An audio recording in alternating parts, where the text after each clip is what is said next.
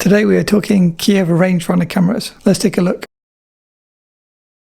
Hi guys, welcome back, Matt here. If you saw my last video, we looked at the Voigtlander Bessa R2C, and that camera had a Contax RF mount. Now at the end of the Bessa video I explained that the cameras are hard to find and expensive, so I thought it was only fair to come back and give you guys a second alternative to shoot the same lenses as we were talking about on the Bessa R2C.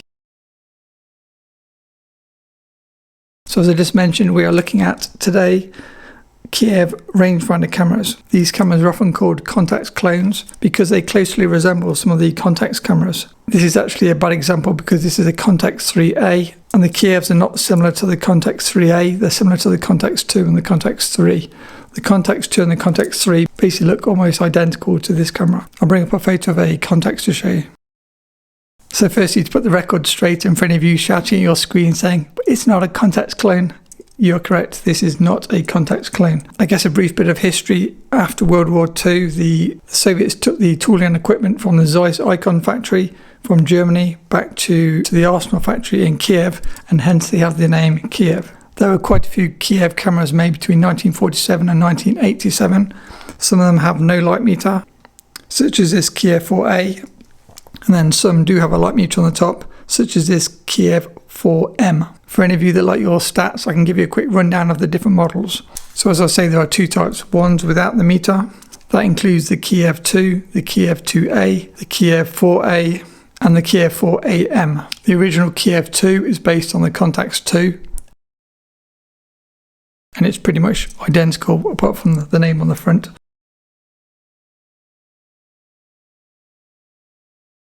The Kiev 2A had a flash sync port added to the front of the camera, is one of the main differences. The Kiev 4A is this camera, and then the Kiev 4AM has a fixed take-up spool inside the camera. I'll come on to that a bit more as we go through the video. Then for the metered models, we had the Kiev 3, the Kiev 3A, the Kiev 4, the Kiev 4M, which is this one, and the Kiev 5, which is kind of less common and less similar to all the other Kievs. We'll quickly look at my 4M and then we'll look at my 4A in more detail. So here's the Kiev 4M as I mentioned.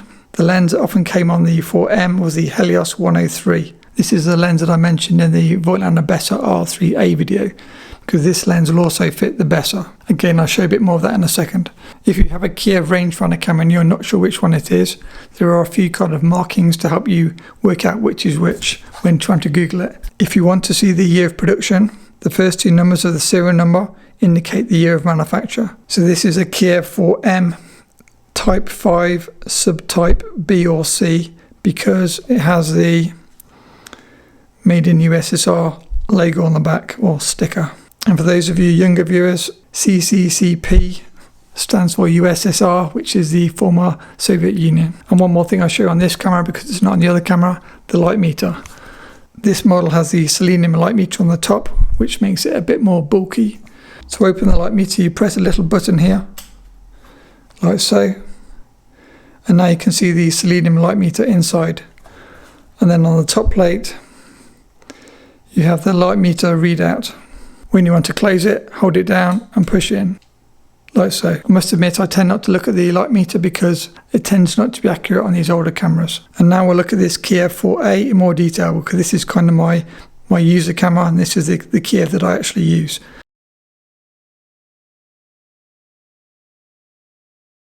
The Kiev 4A often came with the Jupiter 8 or the 8M. In this example, it's kind of the standard lens. A smaller profile because there's no light meter on top.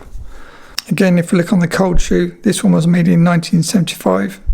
And then trying to look at it upside down, or turn it that way, it'd be easier to understand. So you have your film advance here. Obviously you just turn it to advance your film. You have your frame counter, and then here you have your film speed reminder. So most cameras it's measured in ASA or DIN, but the Soviet measurement for ISO was GOST, so GOSH. So this is your GOSH measurement. Again, I don't use that, but that's what it is. On the front camera, as mentioned, you have a PC sync port, tripod socket on the base, and here's your wheel. If you saw the Bessa R2C video, which you used to focus. So obviously you'd have your eye on the viewfinder first. So to focus, you can either turn your lens as normal, or you can move the wheel.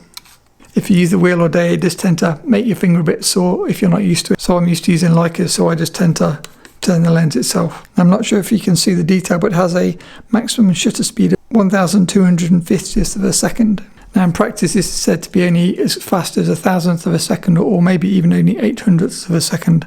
So kind of take that with a pinch of salt. And it also only has a flash sync speed of 1/25th of a second. So half the speed of a Leica, which is 1/50. So not great for flash. If you look through the viewfinder, you have a fixed 50mm view without frame lines. So basically the whole viewfinder is your 50mm view. That means if you're not using a 50mm lens, you need to use an accessory shoe finder, such as a 35mm finder or 28mm finder. So again, if you saw the better R2C video, I can link it below.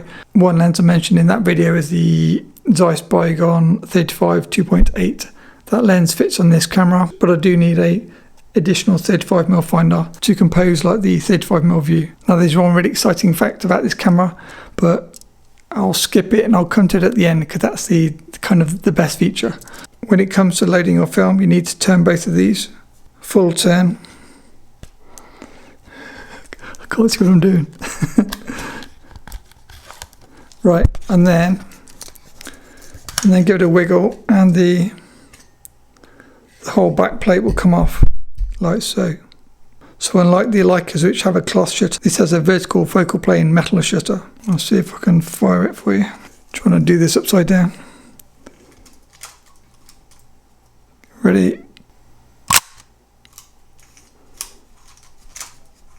So when you come to load your film, put your 35mm cartridge on the left hand side when looking at the back of the camera, pull your film across, attach it into the spool, advance it a frame or so to make sure it's tight and engaged, and then carefully put the back on. Sometimes it takes a bit of a wiggle. Give it a click, then lock the base.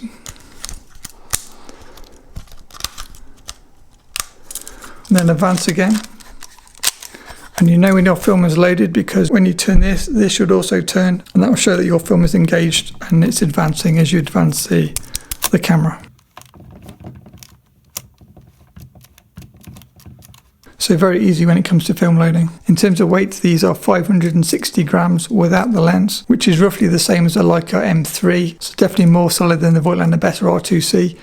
It's more like the Nikon S2 or like a M3 or like a M2 in terms of nice solid full metal build. Now if you didn't see the Voigtlander Better video, I should probably point out how these cameras work. If I just quickly recap, so this is called the Contax rangefinder mount. It has an internal mount and an external mount. The internal mount is for your 50mm lenses and longer lenses, say 8-5. And then the external mount is for your, say, 35mm and wider lenses. The way the system works is the helicoid is built into the camera body, meaning there's no helicoid or focusing mechanism on the lens itself. If it is a 50mm, for example. When you come to mount your lens, you turn the focus to infinity and then give it a click, press the unlock here, and then you're good to go. So as I mentioned at the start, this shares the same mount as the Contax rangefinder cameras, as you can see in this Contax here. So the amazing thing about the Kiev using the same mount as the Contax is I can now use the Zeiss lenses on the Kiev.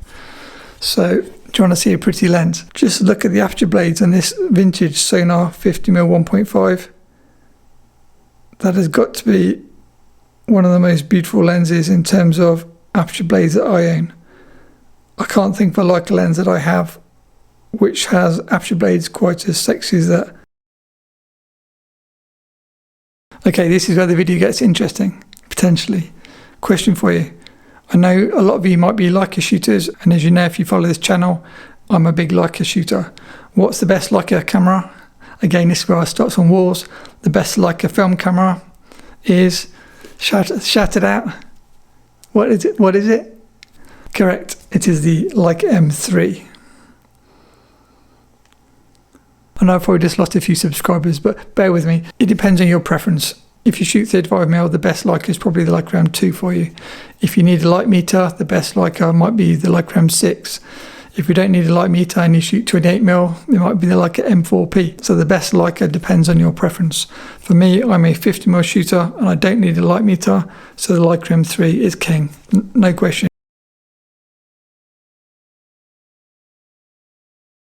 It beats all my other rangefinders, or so I thought. So let's just step back a bit. I've had Leicas quite a long time and I've only recently started experimenting with some of the other vintage rangefinder cameras. Why is the Leica M3 so good? For me, what makes a rangefinder so special is if it has a really good viewfinder rangefinder.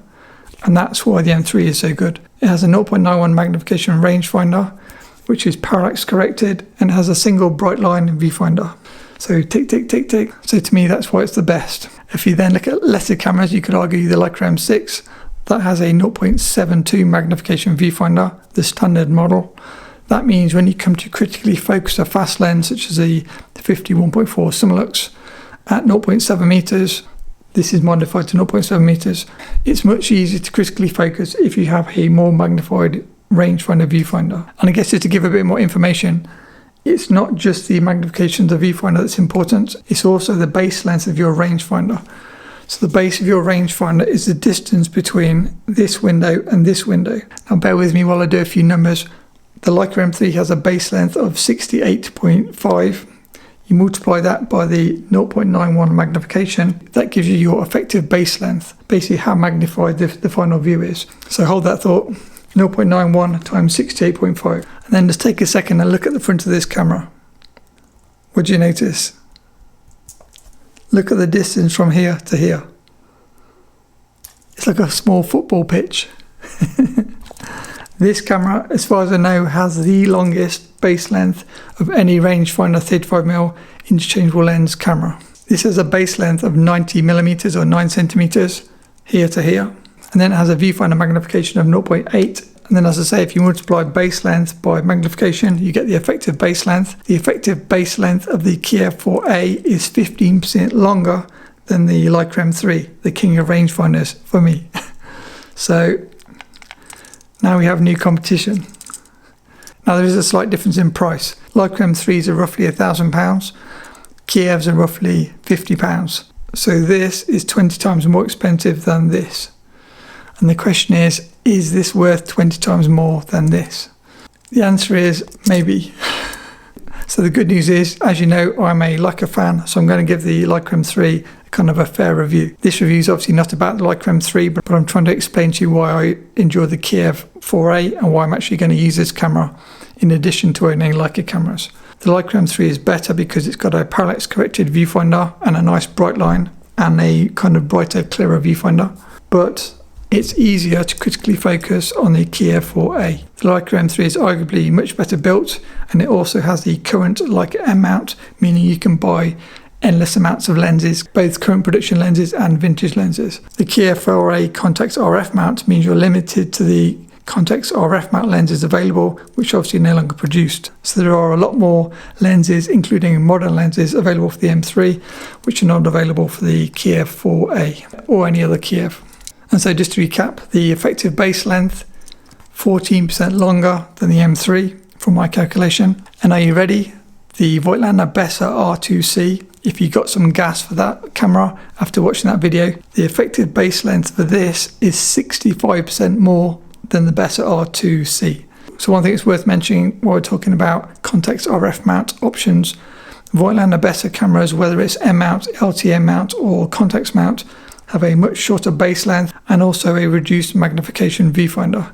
This means I find them great for, say, shooting 35mm or wider, but I don't find them great for shooting fast 50mm lenses. So for example, I would not look to use a fast 50mm f2 lens on my Voigtlander Bessa R because the effective base length is too small, meaning I can't see accurately to focus for critically focusing portraits at the widest apertures. Leica M3 is obviously fine, and this is why I use it over an M6 and over an M2 and over an M4P if shooting a fast 50. And then the Kiev is actually the best of the bunch for focusing with fast lenses. So for example, I'll take the amazing Sonar 51.5 off the Contax, put it onto the Kiev, and that gives me my best chance of absolutely nailing focus wide open on these vintage lenses. So those are the pros of why I like the camera. Just to kind of balance up the argument, are Kiev's amazing in every respect and everyone should get one? If you look at the price, probably not, otherwise they'd be more expensive. So just to recap the price, you can buy a Kiev 4A or similar Kiev for less than £50 in the UK, and it's VAT free because it's under £135, so no extra 20%. So if you're importing, say, from Ukraine, many of these cameras are in Ukraine, you should be able to pick up a camera for as little as £50, maybe £50 to £80 if you want to pay slightly more. If you're in the US, you can pick up a Kiev 4A or similar camera for around £80. So that makes this camera 20 times cheaper than both a Leica M3 and a Voigtlander Bessa R2C, assuming both of those cameras are £1,000 and assuming this is £50. While I'm holding the camera like this, two things I need to point out. Number one, if you're using a Contax or a Kiev camera, you have to do the Kiev grip. So if you have your finger here, as you may hold a Leica, you're covering your rangefinder window, so then you cannot see your rangefinder patch when you look through the viewfinder. So you need to do almost like a strange claw, kind of claw hold as I'd maybe call it, where it feels a bit strange at first, where you're almost like overstretching your fingers, but that allows you to see the yellow square rangefinder patch in the center of the viewfinder.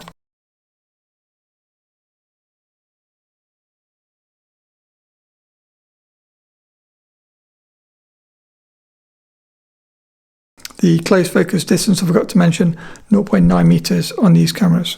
And the other important point I forgot to mention, when it comes to changing your shutter speed, make sure you advance your film first and then lift and turn to change your shutter speed. Don't change your shutter speed before you advance the film, otherwise you're likely to break something inside the camera. And that brings me to my last point of the video. Yes, they are cheap, but no, they are not easy to find in working condition. So just to put some numbers around this, it took me 4 cameras. I had to purchase 4 Kiev 4s to find one working camera. So here is a semi-working, not really working 4M, but I got the lens, so it wasn't the end of the world, I guess. And then I bought 2 Kiev 4AMs, and both of them were faulty, so both of them got returned, and luckily I was able to get a refund.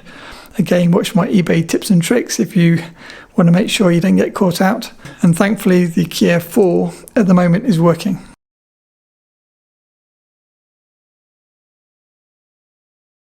So don't expect your Kiev 4 to last as long as your Leica M3. That's where you're paying a premium for your Leica M3. It is worth paying if you see one listed at £50 and then you see a film tested one listed at £80. I'd highly recommend you pay the £80 and get the working one. And if you get one at £50 that's untested, make sure you have the option to return it if it isn't working, because there's a really high chance that it won't be working. Often it's problems with the shutter or the spools inside the camera, from my experience. So yes, that's the main thing to watch out for. So to finish, question to you guys: do you love or hate the Kiev 4 cameras? Have you used them before? Did it break? Did you find a working one? Do you prefer Contax? Do you shoot Contax? I'll be totally honest, I was so impressed with the Kiev that I haven't used the Contax at all. The Rangefinder is better in the Kiev than the Contax, although on paper you'd expect the Contax to be better, being a Zeiss Icon made camera rather than a Kiev made camera. I promise I will do a review of the Contax 3A and similar cameras, but I need to use it first, so that will come in future videos. If you enjoyed this video, please hit the like button and feel free to subscribe to see similar videos. I've already done quite a few videos. I release 2 videos every week, so if you want to see more, see the playlists. The prices I quoted for the Kiev cameras is March 2021. I'll include eBay links below, so if you see this at a later date, or if you're looking to buy one or see the current price, check eBay. Yeah, you can normally get a good deal. Most of them are, as I say, over in Ukraine. And lastly, a big thanks to my patrons. Thanks for watching, and see you again in a few days. Bye.